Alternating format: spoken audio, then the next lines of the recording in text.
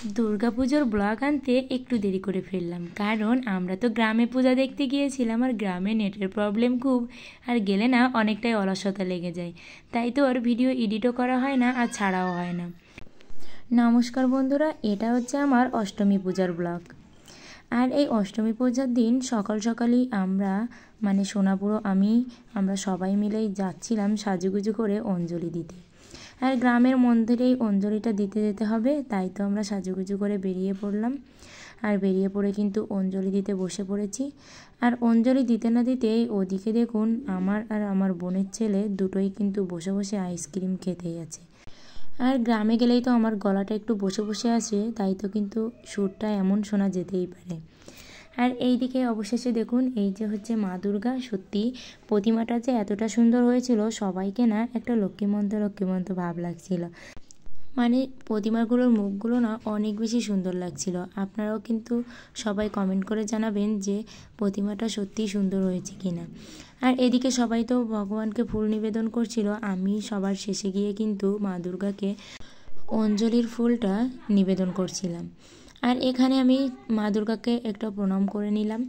আর তারপরে আমার সোনাপুরোর সঙ্গে তো আমার তেমন কোনো ভিডিও করা হয়নি, তার শরীরটা একটু খারাপ লাগছিল, গ্রামে গেলেই তার শরীর খারাপ হয়ে যায়। আর এই জন্যই সে তো বসে বসে আইসক্রিম খাচ্ছিল, সর্দি হচ্ছিল, তাতেও তার কোনো কিছু হয়নি।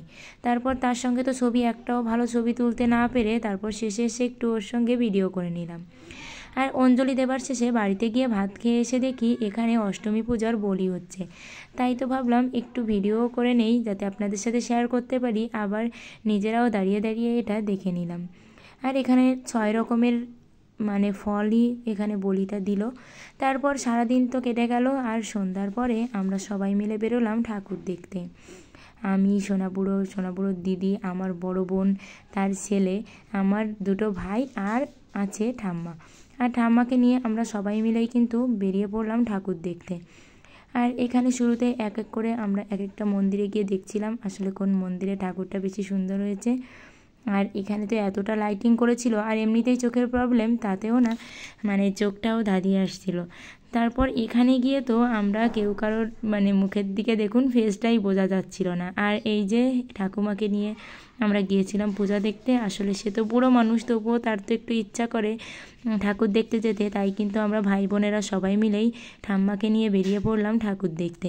আর এই একটা মন্দির ছিল যেখানে একটু লাইটিং ছাড়াই আমরা ভিডিওটা করতে পেরেছিলাম, তবুও লাইটিং আছে তবে একটু কমই।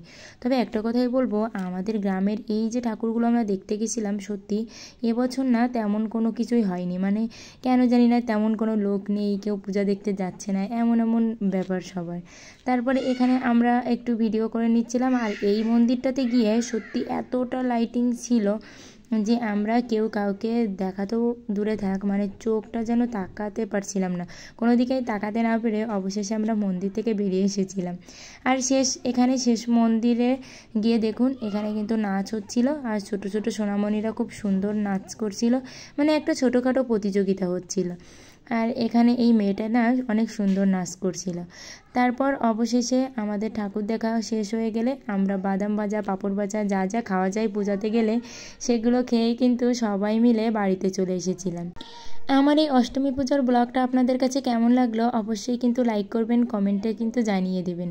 সবাইকে দুর্গাপুজোর অনেক অনেক শুভেচ্ছা। সবাই ভালো থাকবেন, সুস্থ থাকবেন।